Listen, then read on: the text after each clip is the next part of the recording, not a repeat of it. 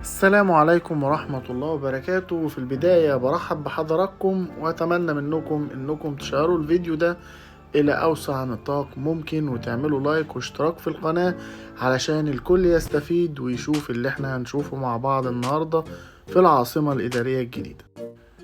مصر بتهدف إلى تطوير القاهرة وإنها تكون مركز سياسي وثقافي واقتصادي رائد في منطقة الشرق الأوسط وشمال أفريقيا، وعلشان كده تم البدء في إنشاء العاصمة الإدارية شرق مدينة القاهرة، وذلك لموقعها المتميز وقربها من مناطق هامة جدا وحيوية كقناة السويس والطريق الدائري الإقليمي والمحاور الرئيسية. يبلغ عدد السكان المستهدفين خلال المرحلة الأولى إلى 500 ألف مواطن كمرحلة أولى هيسكنوا العاصمة الإدارية، إضافة إلى ما يقرب من 40 إلى 50 ألف موظف حكومي سيتم نقلهم بالمقرات الجديدة، مع التخطيط لزيادة الطاقة الاستيعابية إلى 100 ألف موظف بعد 3 أعوام الأولى. المساحة الإجمالية للعاصمة الإدارية بتبلغ 170 ألف فدان، وعدد السكان عند اكتمال نمو المدينة كاملة هيكون 6.5 مليون نسمة. فرص العمل المتولدة من إنشاء العاصمة الإدارية هي 2 مليون فرصة عمل. المنطقة اللي احنا شايفينها دلوقتي دي هي الحي السكني الثالث أو ما يسمى بR3.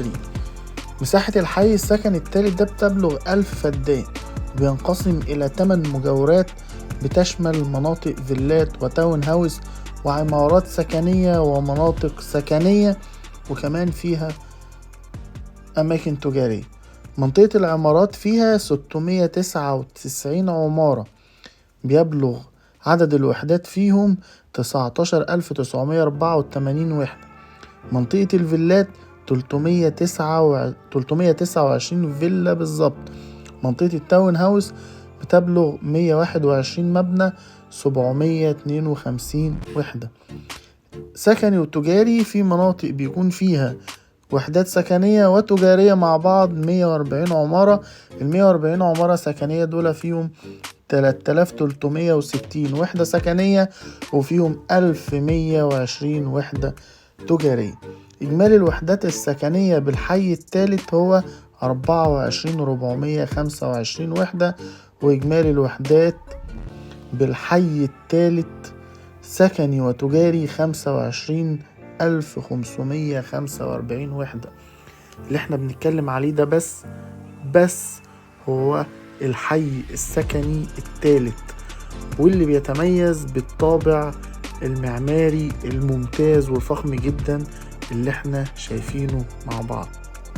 طبعا زي ما احنا لسه ذاكرين ان الحي ده بيتكون من 8 مجاورات، كل مجاورة بيكون ليها التصميم المعماري بتاعها والشكل الخارجي المميز اللي بيختلف عن المجاورة التانية. طبعا اللي احنا شايفينه من أرض الواقع ده دلوقتي حاجة فعلية من أرض الواقع احنا شايفينها.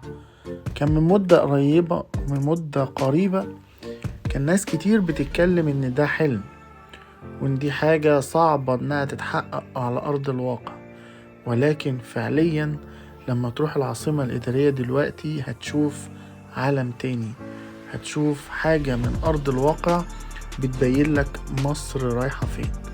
مصر إن شاء الله في حتة تانية في 5 أو 10 سنين اللي جايين دول. مصر إن شاء الله هتكون في حتة تانية خالص إن شاء الله.